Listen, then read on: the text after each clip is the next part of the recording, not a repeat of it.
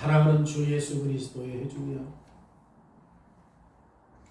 우리는 전도서를 통해서 말할 수 없는 큰 은혜를 누렸습니다. 한 시대를 풍미했던 솔로몬이 어떻게 성경의 진리를 이렇게 관통해서 깨달을 수 있었는가? 감탄할 수밖에 없습니다. 그리고 개혁교회가 증거하는 복음이 이렇게 자상하면서 힘이 있다라는 사실을 경험했어요. 우리가 경험한 복 가운데 하나는 우리의 삶의 현실을 어떻게 이해하고 어떻게 대처해야 하는가에 있습니다. 에덴 동산 이후의 삶과 새하늘과 새 땅의 삶 이전의 삶의 여건이라는 이 현실. 지금 우리의 삶의 현실이 어디에 있어요? 에덴 동산에서 타락한 이면에, 그리고 아직 새하늘과 새 땅이 오기 전에 이전에 우리의 삶의 현실. 그리고 이 현실 안에 있는 적대감으로 수많은 왜곡과 갈등과 억울함을 당할 수밖에 없는 우리의 삶. 이 현실적인 상황 속에서 신자가 어떻게 해야 돼요?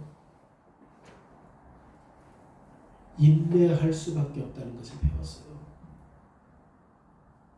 죄로 파산된 이념의 이후에는 뭐가 판을 쳐요? 전쟁과 죽음과 질투와 싸움과 지기가 판을 칠 때 이런 현실 속에서 우리가 할 수 있는 게 뭐냐? 인내하는 거다.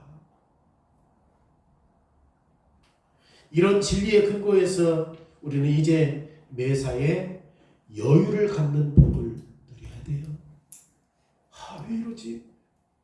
예수 잘 믿는데 왜 나에게 이런 일이 오지? 예수 잘 믿어도 우리에게 질병이 와요, 안 와요? 예수 잘 믿어도 우리 가족 가운데 먼저 세상을 떠난 사람 있어요, 없어요? 있어요.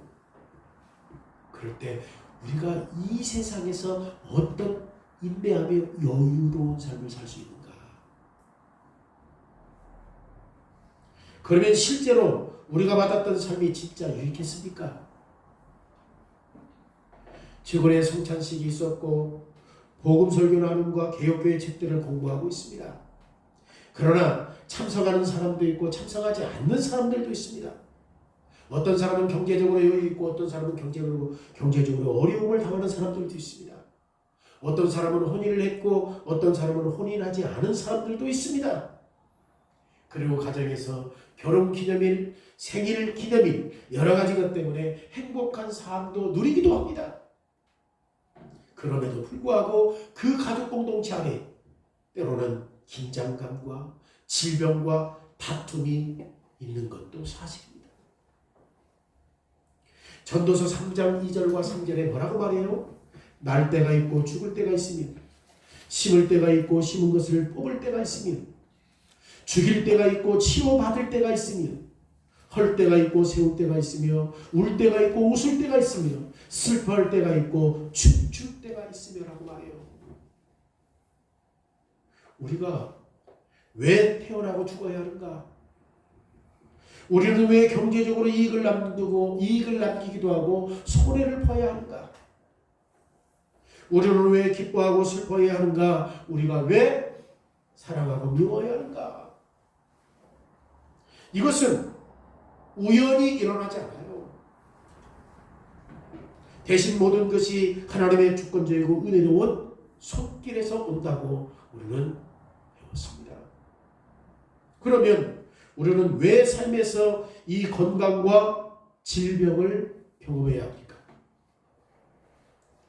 우리는 왜 신앙 고백대로 살려고 하는 사람이 있는가 하면 신앙 고백을 이탈하는 사람들이 있습니까? 오늘 설교 제목은 인생의 모든 결론은 하나님을 경외하고 그의 명령을 지키는 것이다. 첫째, 솔로몬은 왜 이 결론으로 지금 무엇을 의도하고 있느냐? 솔로몬은 전도서를 기록하는데 혼신을 다했어요. 오늘 본문에서 솔로몬은 전도서에서 가르쳤던 내용으로 지금 흘러나오는 것들을 도출해서 뭐라고 얘기해요? 결론이 뭐예요? 13절의 결론이 뭐예요? 일의 결국을 다 들었으니 하나님을 경외하고 그의 명령을 지킬 것이다. 솔로몬은 전도서에서 토론했던 모든 내용을 요약하고 있는 거예요. 일의 결국을 다 들었어. 하나님을 경외하고 그의 계명을 지키라. 이 말씀을 우리에게 주셨어요. 그리고 이 말씀은 우리에게 친숙해요.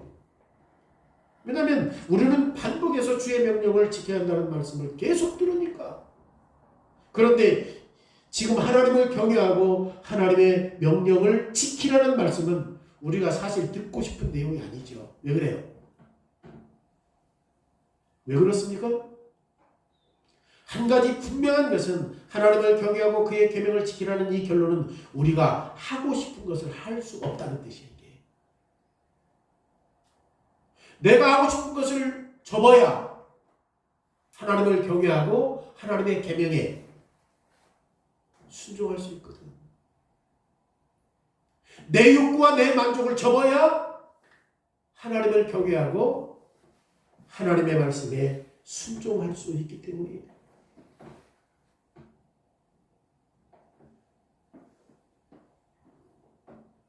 우리의 본성과 맞지 않기 때문이에요. 우리는 고개를 흔들며 하나님이 우리에게 원하시는 것을 우리가 할 수 없다고 생각하기 때문에. 왜 그렇습니까? 우리는 너무나 자주 실패하잖아요. 믿음대로 살아야지. 하나님을 경외하고 하나님의 약속대로 살아야지. 안 되니까. 이제 솔로몬은 우리가 자주 듣는 하나님의 계명을 지키고 있는가? 이 명령으로 전도서를 마무리하고 있습니다. 우리가 힘들여 노력했지만 우리는 이 계명을 지킬 수 없어요. 그리고 우리는 하나님의 명령을 지키라 라고 하는 말 대신에 우리는 복음 설교를 듣는 것에 만족하겠습니다 라고 말하고 싶은 거야. 왜? 하려고도 안 돼. 그래서 우리는 계명을 지키는 것보다 뭐가 더 쉬워? 복음 설교를 듣겠습니다. 이게 더 쉬워. 하나님을 경외하고 그의 명령을 지키라고 솔로몬이 말해요. 하나님을 경외하라고 말할 때 지금 솔로몬이 의도하는 게 뭡니까? 이것을 우리가 분명히 알아야 돼요. 하나님을 경외하라는 말씀은 하나님을 무서워하거나 하나님을 두려워하라는 명령이 아니에요. 다시 말해서 우리가 하나님의 명령을 더 잘 지켜라. 하나님의 명령을 지키지 않으면 하나님이 너희를 벌하실 것이기 때문에 하나님을 경외해라. 이런 식으로 말하는 게 아니에요. 실제로 하나님을 경외하라 그 말이에요. 너 하나님의 명령대로 순종하지 않으면 너 벌한다. 지금 이렇게 하기 위해서 이 말을 하는 게 아니라 실제 뭐 하라는 거야? 하나님을 경외하라는 거예요. 솔로몬은 우리의 관심을 여기에서 이스라엘 백성들의 지금 홍해 바다를 건넜던 그 상황을 통해서 묘사해요. 하나님께서 이스라엘 백성들에게 어디를 건너가게 하셨어요? 홍해 바다를 가로질러서 마른 땅처럼 건너가게 하셨어요. 그리고 그 뒤에는 누구를 어떻게 하셨습니까? 애굽의 모든 백성들을, 애굽에 뒤따라오는 사람들을 다 수장시켜 버렸잖아요. 그때 우리는 이스라엘 백성들로부터 하나님이 그들을 어떻게 구원하셨느냐를 그들의 노래를 통해서 확인할 수 있다는 말이에요. 하나님을 경외한다는 말이 결코 두려운 게 아니다. 출애굽기 14장 31절에 이스라엘 여호와께서 애굽 사람들에게 행하신 그 큰 능력을 보았으므로 백성이 여호와를 경외하며 여호와와 그의 종 모세를 믿었더라. 지금 이스라엘 백성들이 홍해바다에서 뭘 봤죠? 하나님의 큰 일을 보았어요. 어떤 일을?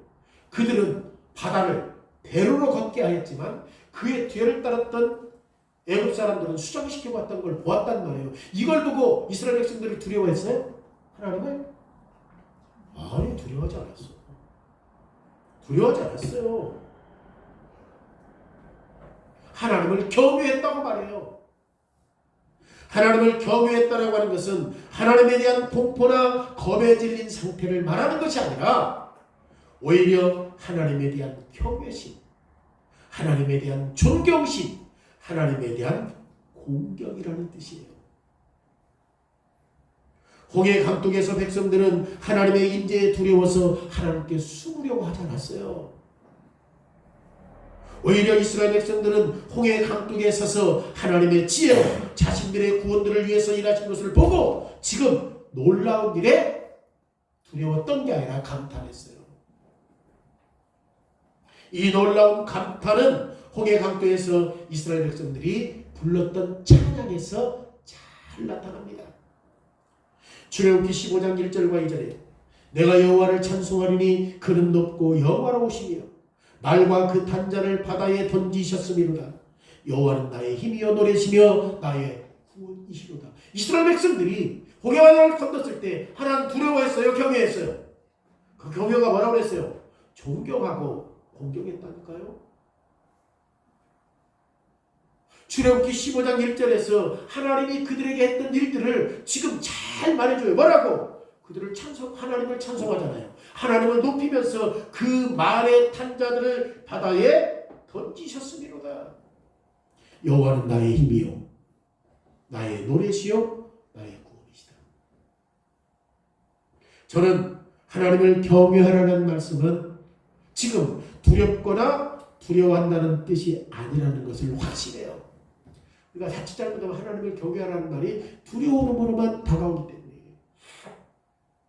근데 하나님께서는 이거 경외한다는 말을 출애굽기 14장에서 경외한다는 말을 이스라엘 백성들이 홍해를 건너는 그 상황 속에서도 두려움으로 나타난 게 아니라 공경하고 그리고 존경한다라고 하는 뜻에서 표현했단 말이에요. 그런데 하나님을 경외하라는 이 말은 결코 그 자체로만 있을 수 없어요. 하나님을 공경하고 하나님을 존경한다라고 하는 그 자체로만 있을 수 없어요. 왜냐하면 하나님이 하신 일 때문에 하나님을 지극히 공경하고 경외한다는 것은 자동적으로 하나님의 명령에 순종해야 한다는 것을 포함해요. 하나님을 경외한다는 것은. 하나님이 하셨던 일을 보고 그들이 공경하고 존경해요. 그럼 그걸로 끝나? 하나님이 하셨던 일들을 통해서 하나님께 뭐 해야 돼요? 순종하는 것이 포함되어 있다는 거죠. 하나님에 대한 높은 생각을 가진다는 것. 하나님의 위대하심과 능력과 자비하심을 보고 매우 놀라고 감탄하는 것. 우리를 위해서 하신 일 때문에 하나님을 경외한다는 것은 하나님의 교훈에 대해서도 바르게 평가해야 한다는 것을 함축하고 있어요. 반대로 하나님을 경외하면서 하나님의 명령을 지키지 않는다라고 하는 것은 정확히 충돌돼요. 하나님 존경에, 하나님 사랑에, 하나님 공경에 라고 말하면서 하나님의 말씀에 순종하지 않는 것은 정확히 뭐예요? 충돌해요. 이처럼 하나님이 시내산에서 이스라엘 백성들에게 주신 율법에서 반복해서 이스라엘 백성들이 하나님을 경외해야 한다는 것을 백성들에게 상기시킴으로써 그들에게 뭘 요구했어요? 순종을 요구했어요. 레위기 19장 14절에 너는 귀먹은 자를 저주하지 말며 맹인 앞에 장애물을 놓지 말고 내 하나님을 경외하라. 나는 하나님이다. 하나님의 명령이 뭐예요? 맹인 앞에 장애물을 두면 돼, 안 돼요? 귀머거리 앞에서 막 저주하면 돼, 안 돼요? 반복이 있어요. 그런데 사람들은 맹인 앞에서 장애물을 놓고 귀머거리 앞에서 저주하는 것 너무 쉽죠. 그 사람들이 못 알아듣고 못 보니까.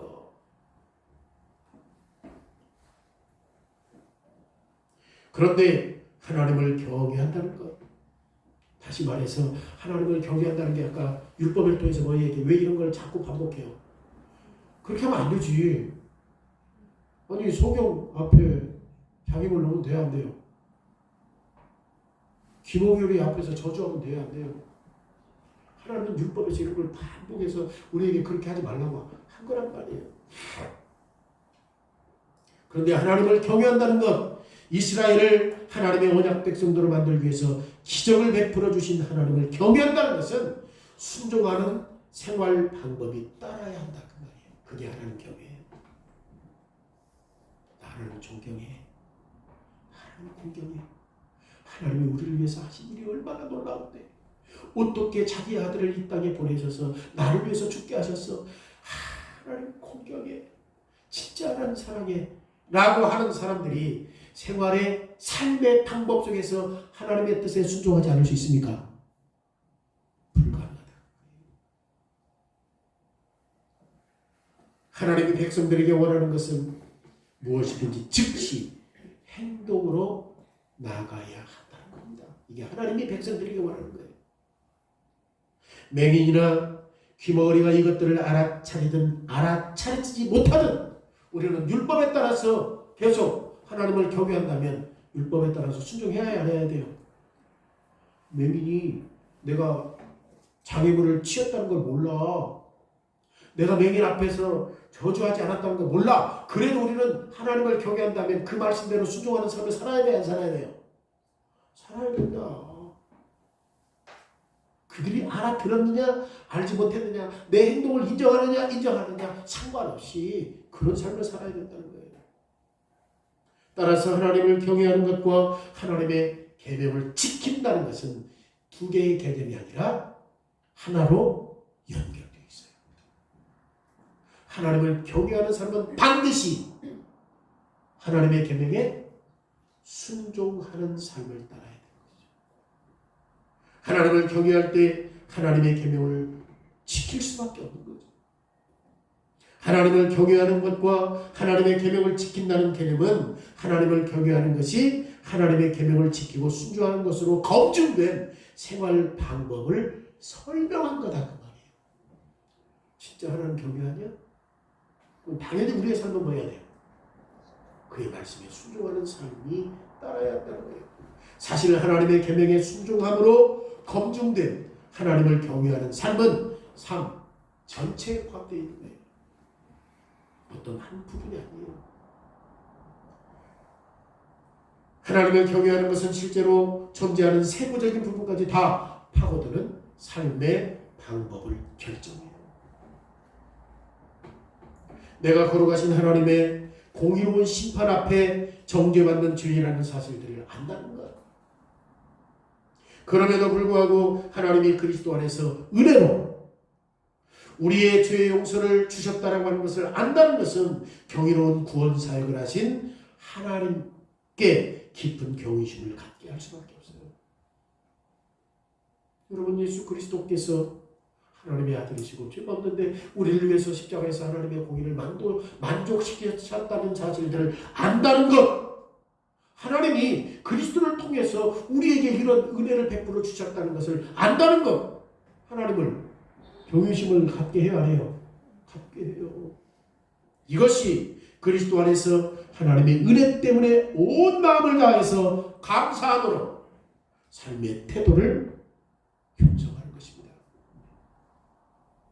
여기에 진심으로 내가 존재하는 모든 중심에 하나님을 향한 생활 방법이 따라야 한다는 거예요.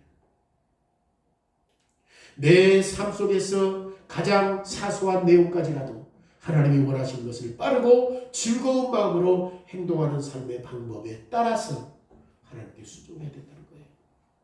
일부분이 아니라 삶 전체, 비록 작은 일까지라도.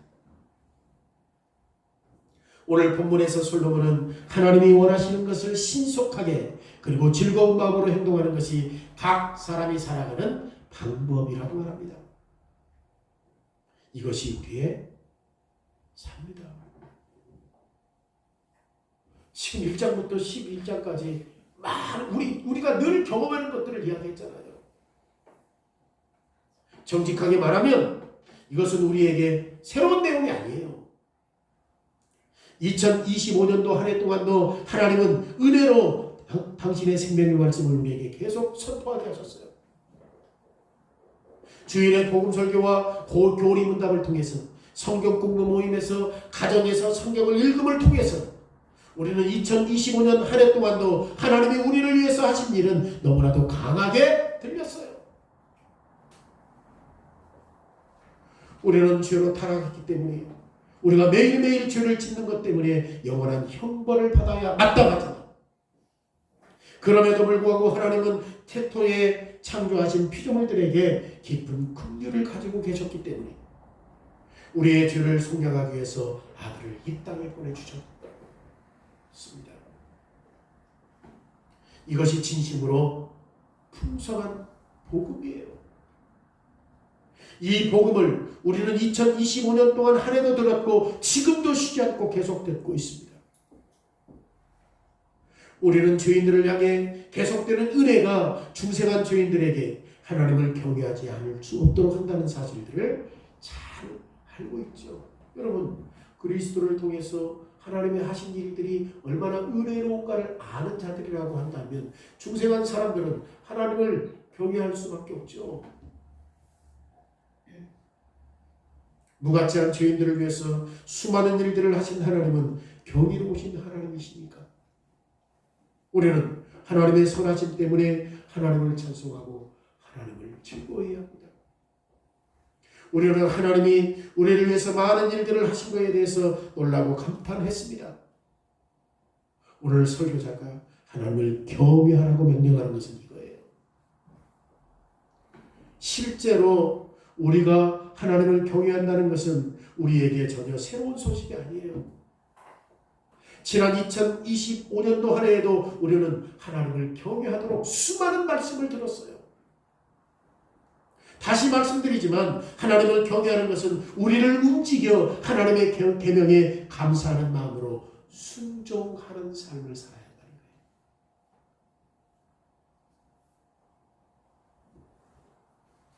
공식적인 복음 설교와 성경 공부를 통해서 우리는 너무나도 많은 것을 들었어요. 이게 새로운 게 아니에요. 새로운 내용 아니에요.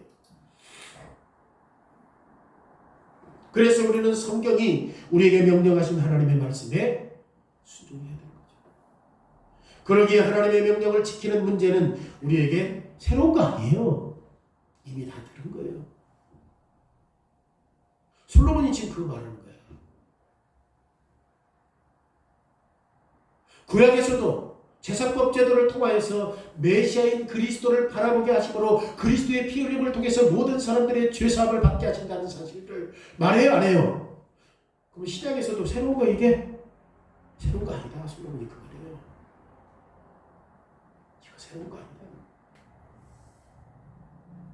실제로 본문 말씀은 우리가 한평생 들었던 복음 설교와 성경의 모든 가르침을 요약한 거예요. 하나님을 경외하고 그의 명령을 지키라. 하나님을 경외하고 하나님의 계명을 순종하라고 말해요. 하나님을 섬기는 것에 대해서 한평생 배웠던 진리의 핵심이 하나님을 경외하고 하나님의 계명을 지키는 것에 다 포함되어 있다 이 말이에요. 여러분들 지금까지 신앙생활했던 모든 내용이 어디 안에 다 들어있어? 경외하고 순종하는 것에 정말 멋있어요. 진짜 지혜로운 사람이에요. 2026년의 교훈도 똑같아요. 하나님 경외했다면 그 말씀에 불순종할 수 없어요. 충돌될 수 없어요. 하나님 사랑하고 하나님 공경하고 하나님 존경한다라고 하는 경외함이 있다면 불순종하는 것은 불가능해요. 절대 충돌되지 않아요. 그러면 솔로몬이 왜 이런 결론을 내립니까? 이 질문을 올해의 교훈이 솔로몬이 내린 결론과 같기 때문이에요. 솔로몬이 왜 이런 결론을 내렸습니까? 다르게 질문한다면 왜 우리가 한평생 받았던 교훈이 우리가 하나님을 경외하고 그의 계명을 지켜야 한다고 말하는가? 저는 여러분의 관심을 솔로몬이 전도서 전체에서 살펴봤던 내용이 우리에게 전혀 낯선 내용이 아니라는 것을 말씀드리는 거예요. 사실 이것은 우리가 주목해야 하는 중요한 내용이에요.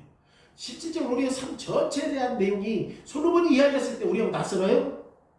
안 낯설어. 우리가 다 경험한 것들이야. 우리 가운데 많은 사람들이 한평생 똑같은 내용을 조사하고 살펴보는 일을 했어요. 어떻게 살아야 의미 있게 살고, 어떻게 살아야 가치 있게 살고, 어떻게 살아야 하나님의 뜻에 순종할 수 있고, 어떻게 살아야 하나님을 더 바르게 알 수 있는가? 우리도 신앙생활하면서 고민했던 내용 아닙니까? 그래서 솔로몬은 전도서 2장에서 우리에게 대부분의 인생을 우리의 삶 속에서 만들려고 했던 방법을 지금 가르쳐 주는 거예요. 여러분, 솔로몬은 삶을 즐겨야 한다라고 하는 결단을 내렸죠. 그잖아요. 분명히 우리의 삶을 즐겨야 돼, 안 즐겨야 돼요. 지난주 청년들을 향해서 젊었을 때, 좀 더 젊었을 때 그리스도인의 하나님의 선택한 백성으로서 정말 인생을 낭비하지 않고 즐거워야 돼. 짓눌리지 않고 억눌리지 않는 삶으로 살아야 된다고 결단 내렸어요. 그렇죠?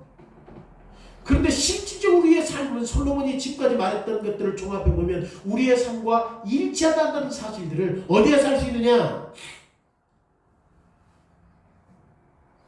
솔로몬이 말했던 전도서 2장 2절에서 지금 7절까지 그대로 말하고 있는 거예요.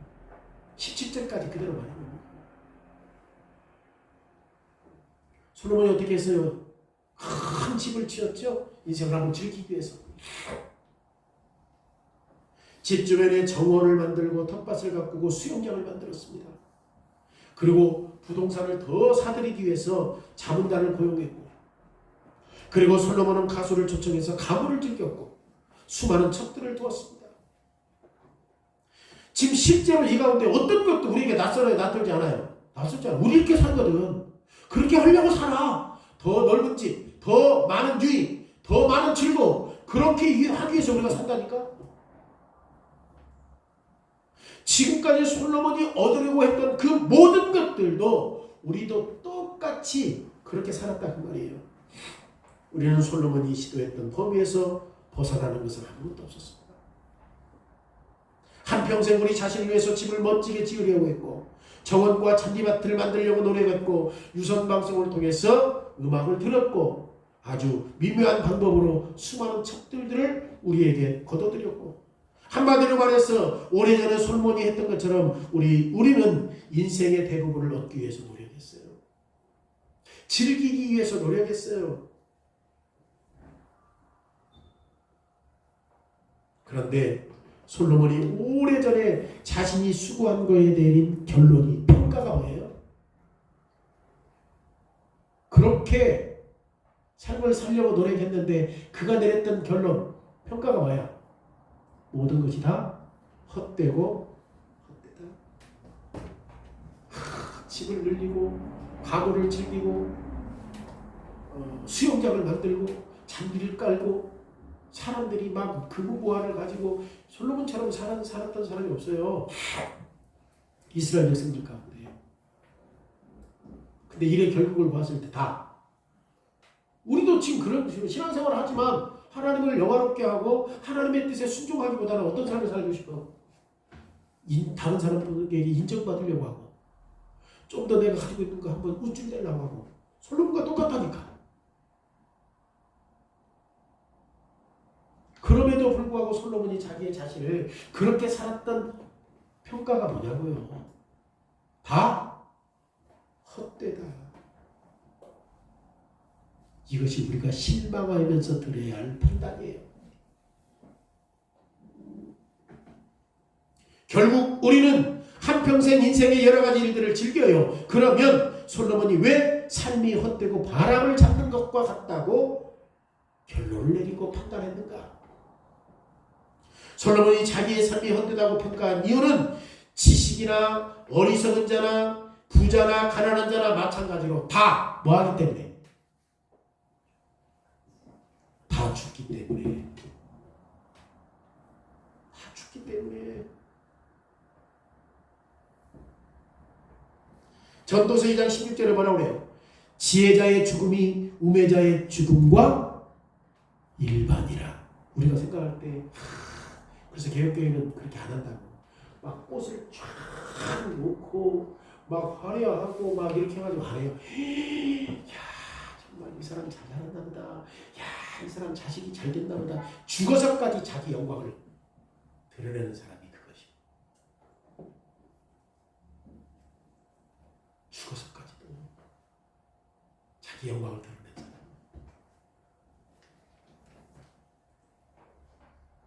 우리는 그렇게 하면 안 돼요. 꽃 그런 거 하지 말고 영정사상 하나만 놓고 무슨 뭐지 이걸? 꽃 일을 하는 거야 이걸. 하나만 더 하고 그런 거 안 하는 거예요. 죽으면 끝난 거지. 여러분들 한 가지 물어봅시다. 여러분들은 죽은 사람에게 어떻게 예의를 표해야 진짜 예의예요? 어떻게 하면 예의예요? 아 가서 이렇게 하고 묵념하면 예의야 죽은 사람 앞에? 아이고 참. 근데 모든 교회들이 다 그러고 모든 목사들이 그러니까 안 하면 이렇게 뻘쭘하네. 그래서 우리는 이거 가치관을 정립해야 돼요. 죽은 사람 예의를 차릴 수가 없어요. 살아있는 사람에게 공경하고 살아있는 사람의 예의를 차릴 수 있으면 그 사람이 그 공경과 예의를 통해서 존경을 받았으면 그걸로 끝나는 것이지만 죽은 사람 어떻게 해야 예의가 돼요? 어떻게 해야 예의가 돼요? 가서 이렇게 묵념해야 예의가 돼? 죽어서까지 우리는 하나님의 영광을 가르치한다니까. 화려하게 꽃을 놓고 화보를 놓고. 성경이 뭐라고 그래요? 지혜자나 우매자나 다 일반이라. 지금 그 말이에요. 다 일반이라고 말해요. 일반이라고.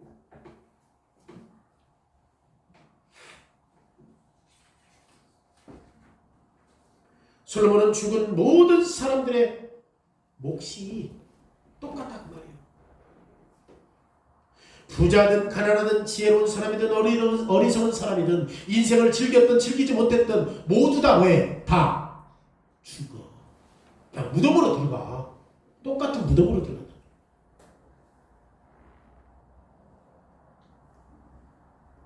어떤 사람이 죽을 때 부자가 되었든 가난하든 지혜롭든 어리석었든 인생을 즐겼든 즐기지 못했든 이것이 어떤 차이들을 만들지 못해요? 만들지 못한 거예요. 똑같이 뭘로 가니까? 무덤으로 들어가잖아요. 거기서 대리석 그러면 무덤 아니야? 다 똑같다고 말이야. 똑같다. 부자가 되었든 가난한 자가 되었든 배웠든 못 배웠든 죽을 때 다 어디로 들어가? 똑같이 무덤 속으로 들어가기 때문에. 솔로몬이 그가 가지고 있던 걸 가지고 얼마나 누렸어. 첩이 3,000명이요.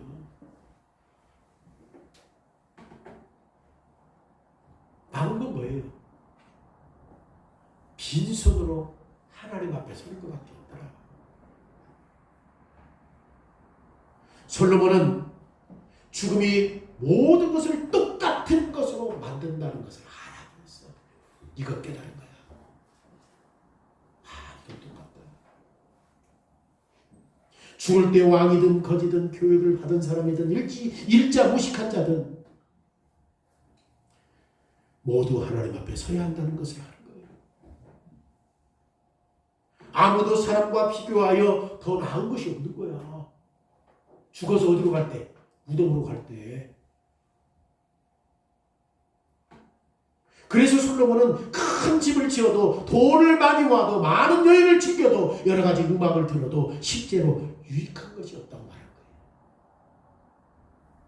사람의 육체에 이런 일들이 잠시 동안은 매력적으로 보이기도 하지만 그러나 장기적으로 볼 때 죽음이 우리를 엄습함으로 말미암아 하나님 앞에 설 때 이런 즐거움은 단 하나도 우리를 도울 수 없다고 말이에요. 모든 것이 다 헛되고 바람을 잡는 것이로다. 솔로몬이 이것 깨달은 거예요. 솔로몬은 자기 권리를 위해서 말다툼을 하거나 헐뜯거나 악착같이 가지려고 한다는 것이 참으로 헛되다는 것을 알았어요. 나는 해고당했는데 어떤 사람은 승진하고, 나는 결혼했는데 어떤 사람은 결혼하지도 못하고, 나는 어렸을 때 이런 것들을 경험했는데 저 사람은 그 성장해서 경험하고, 이런 이유에 대해서 따질 필요 없다는 말이에요. 그래서 이 땅에서 많은 일들에 전염하는데, 그런데 솔로몬은 이거 알았어요. 전도서 5장 17절에 뭐라고 그래요? 일평생을 어두운 데에서 먹으며 많은 근심과 질병과 분노가 그에게 있었느니라. 헛되다는 것을 말하는 거예요. 젊었을 때 그렇게 했지만 늙어가고 병들고, 아, 이게 다 헛되구나. 이 모든 것이 바람을 잡는 것과 같구나. 바람 잡혀? 오늘 우리 점심 먹고 바람 잡으러 갑시다. 정말 바람 잡는 거 인생이 아무 의미도 없고 수고도 없어요. 왜냐하면 모든 사람에게 뭐가 오니까? 죽음이 오기 때문에. 우리의 마음을 짓눌렸던 이 모든 염려가 어느 날 빈 무덤으로 한 번에 빨려 들어가는 거예요. 그 사람이 잘 살았던 못 살았던, 부자든 가난하든, 배웠든 못 배웠든. 그런데 과거에 많은 잘못들을 가지고 안달하거나 자기의 권리를 추구하는 것은 우리 모두가 지난날 했던 어떤 것들이거든요. 그렇잖아요. 우리는 안달함과 권리를 찾으려고 하는 것에 대해서 솔로몬의 평가를 지금 듣고 있잖아요. 그런데 우리는 이 평가를 듣는 것이 유익해요. 왜냐하면 과거에 일어났던 일 때문에 화를 내거나 원한을 품거나 답을 얻기 위해서 허덕이는 것들은 다 뭐에 불과해? 바람 잡는 거예요. 헛돼요. 왜 그렇습니까? 죽음이 모든 사람들에게 하기 때문에. 그 다음에 과거에 우리에게 잘못된 일들을 바르게 하려고 하는 모든 수고가 우리에게 더 이상 아무 도움을 주지 못해요. 내가 어떤 사람과 싸워서 이겼어. 나를 힘들게 한 사람 내가 한번 골탕을 먹였어. 죽음 앞에 들어갈 때 무슨 일이겠지 이게?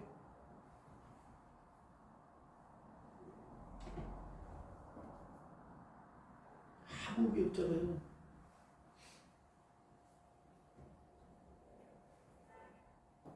결론은 뭐 어떻게 되죠? 우리는 전도서 12장 8절에 답을 줘요. 전도자가 이르되 헛되고 헛되도다.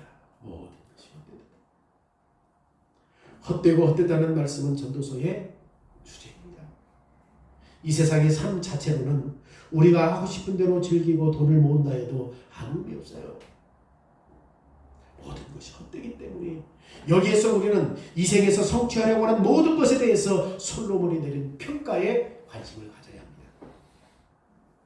솔로몬이 내린 결론을 잘못 내렸다고 말하고 싶은 유혹을 받지 않으려면, 한평생 우리의 수고가 잘못된 결과가 아니라고 증명하려고 하는 그 유혹을 받지 않으려면, 솔로몬이 친히 하나님께 감동을 받아 눈으로 직접 본 것처럼 삶에 대해서 이렇게 판단하고 있다는 사실을 기억하십시오. 10절에 뭐라고 말합니까? 10절에 뭐라고 말해요?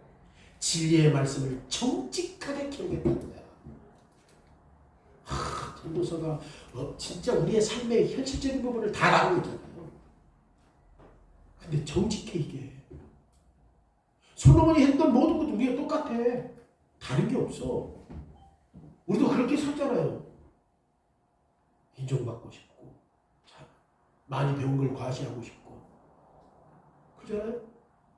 높은 곳에서 군림하고 싶고, 부를 추구하는 것, 쾌락을 추구하는 것, 인생의 답을 추구하는 것, 하나님이 친히 솔로몬을 감동하게 하심으로 말미암아 모든 것이 헛되고 바람을 잡는 것과 같다고 솔로몬이 판단해요. 결론이에요. 이게 결론이요. 그리고 우리는 솔로몬이 오늘 본문의 명령을 가지고 오는 이유를 이해할 수 있는 거죠. 모든 것이 헛되다. 헛되다. 그럼에도 불구하고 이 결론을 이해할 수 있는 것은 만약 눈에 보이는 인생이 철저하게 아무런 유익이 없다면 부를 추구하는 것이나 쾌락을 즐기는 것이 재미있게 사는 것이 모든 사람이 죽어 하나님의 심판대 앞에 서야 하기 때문에 궁극적으로 헛되다면 이 모든 일의 결론은 분명하지. 뭐예요? 하나님을 경외하고 그의 말씀을, 그의 계명을 지키는 것이 사람의 본분이라는 거예요. 이게 진짜 사람의 본분이라는 거예요. 왜냐하면 이 생에서 하나님을 경외하고 계명을 지키는 것이 우리가 죽어서 심판하시는 하나님 앞에 설 수 있기 때문에 이 땅에서 하나님을 경외하는 것, 예수 그리스도 안에 있는 하나님이 구원하시는 은혜에 매우 놀라고 감탄하는 것, 그래서 날마다 하나님의 교훈을 지키게 하는 것, 이것이 죽는 날 우리가 준비할 수 있는 유일한 것이라는 거예요. 오늘 이렇게 하나님을 찬송하는 것, 내일 하나님의 심판대 앞에 설 수 있게 하는 것이지. 그래서 하나님의 나라와 영광 가운데 환영을 받을 수 있기 때문에 이제 우리는 지금까지 살았던 삶처럼 이 땅에서 우리의 삶을 다시 돌아봐야 합니다. 솔로몬이 교훈한 핵심이 뭡니까? 이 세상의 모든 것들이 헛되기 때문에 하나님을 경외하고 그의 계명을 지키는 것이라고 결론을 내렸습니다. 하나님의 구원 사역에 대해서 찬양으로 흘러나오는 이 경건한 생활 방법으로 살아가는 거예요. 삶이. 모든 것 다 헛돼요. 어떤 삶을 살아야 돼요? 하나님이 우리에게 주셨던 그 일, 하나님을 우리가 경외하는 게 뭐야? 하나님 자체로도 경외해야 되지만 우리에게 하신 일들이 너무 많잖아요. 그런 일들을 볼 때마다 우리가 계속 이제 삶의 생활 방법이 어떠해야 할 것인가를 나타내 보여준다는 거예요. 복음 설교, 성경 공부, 가정에서 대화하고 성경 읽는 것, 우리는 하나님을 경외하고 그의 계명을 지키는 것이 필수적이라는 사실들을 깨달았습니다. 이것이 인생에 대해서 말할 수 없는 전부라는 것을 깨달았습니다. 그럼에도 우리는 주님이 올 한 해 동안에 우리를 괴롭게 하는 일들 속에서 오늘 본문의 진리를 우리에게 깨닫게 하시기를 기뻐하셔요. 자, 우리가 이런 말씀을 들었다고 해서 우리에게 어려움이 없어요? 있어요. 힘든 일이 안 생겨요? 그래도 우리는 뭐 해야 돼? 결론이 하나님을 경외하는 것. 하나님을 경외하는 것은 반드시 뭐가 따라와? 삶의 방식이 따라오는데 그 삶의 방식이 뭐예요? 순종하는 거야. 순종하는 거. 교회에서 권직할 때 교인들의 유익을 위해서 권직해야 하잖아. 왜 권직을 해야 합니까? 형제 자매들이 솔로몬의 영광받은 교훈을 믿지 않기 때문에 권직해요. 권직해야 돼요. 권직이 없는 교회는 죽어가는 교회예요. 여러분들이 마음대로 사는 것, 하나님의 말씀을 가지고 수정하고 훈계하고 권면하고. 근데 목사가 하면 상처받아. 장로가 해야 돼. 참 해야 돼요. 목사가 하면 상처받아. 참 해야 돼. 목사는 설교할 수밖에 없어. 잘못 사니까 권직하는 거지. 그렇지 않겠습니까?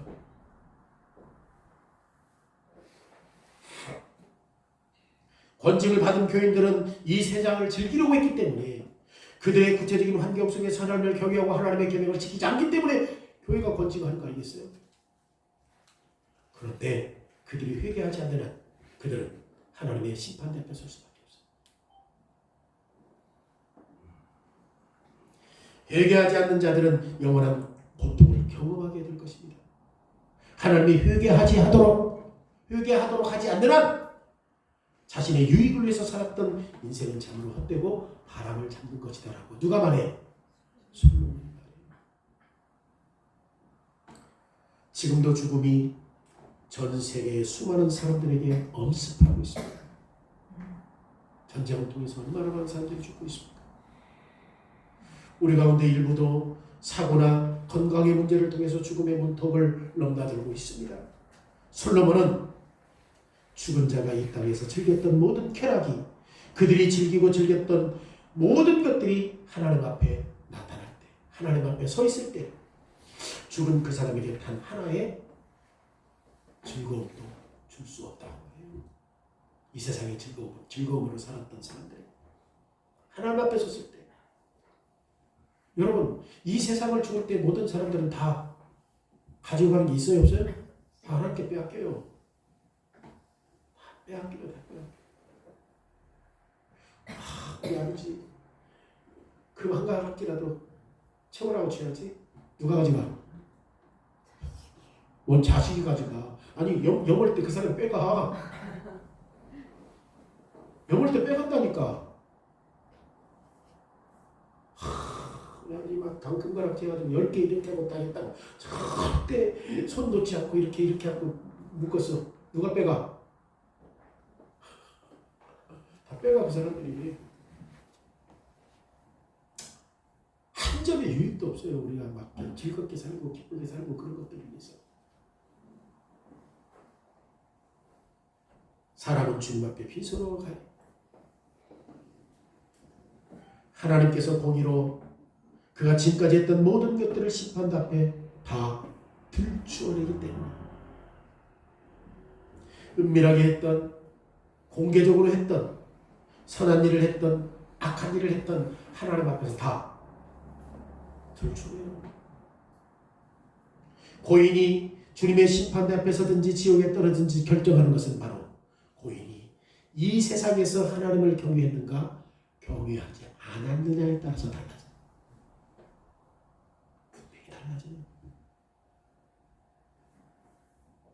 예수 그리스도 안에 있는 하나님의 구원 사역 때문에 하나님을 경외하는 마음으로 살았는가, 아니면 즐기며 살았는가, 자기 욕구대로 살았는가 결정돼요.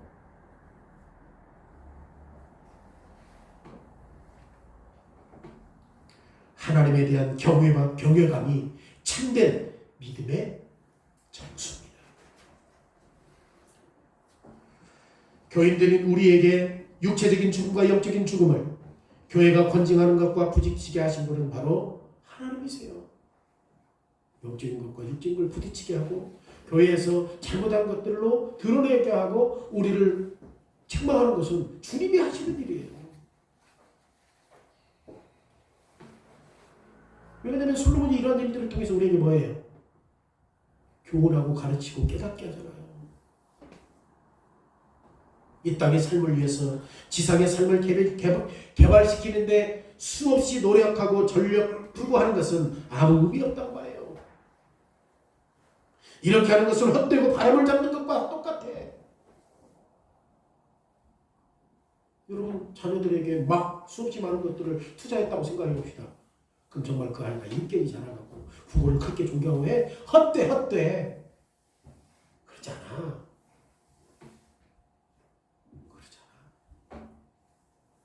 헛돼요.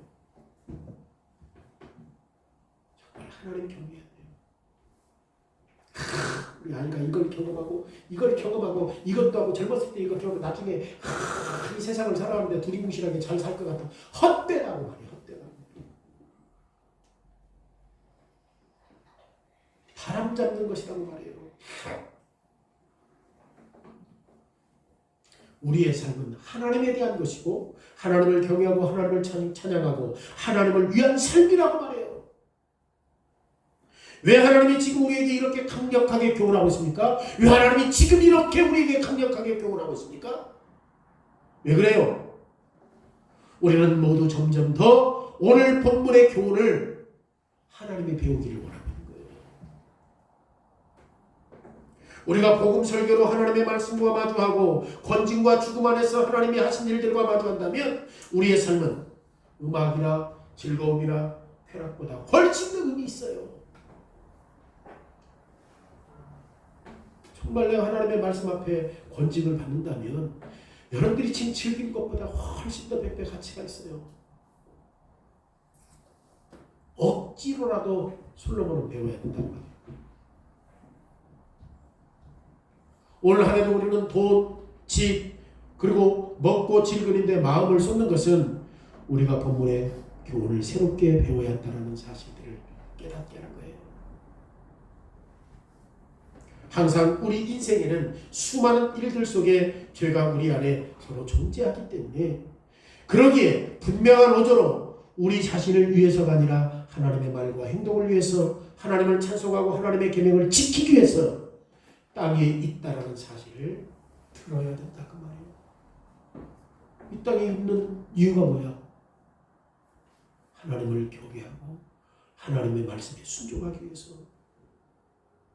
과거에 우리에게 일어났던 모든 일들이 이 목적을 위해서 지금 우리의 길에 임했다라고 한다면 얼마나 많은 것들을 깨닫고 다시 한번 우리 자신을 성찰해야 하는가. 하나님은 지금까지 계속 복음 설교를 통해서 그리고 하나님이 우리에게 주셨던 그 모든 것들을 통해서 교훈을 새기기를 원하고 있습니다. 이렇게 하신 것은 결코 우리를 실망하거나 우리를 좌절하도록 하기 위해서가 아니라 모든 시대의 교회를 통해서 하나님의 관심으로 하나님이 솔로몬을 감동하게 하심으로 말미암아 삶을 관찰하도록 이런 결론을 내리게 하신 거죠. 그리고 성경에 전도서를 삽입시켰다고 하는 것은 너무 놀라운 일이에요. 너무 놀라운 일이에요. 오늘 우리를 위한 하나님의 관심에서 하나님은 우리가 그것도 죄성이 여전히 남아있는 우리가 전도서의 교훈을 배울 수 있다는 거예요. 이걸 보증해 준 거예요. 뭘로? 전도서를 통해서 보증해 주셨어요.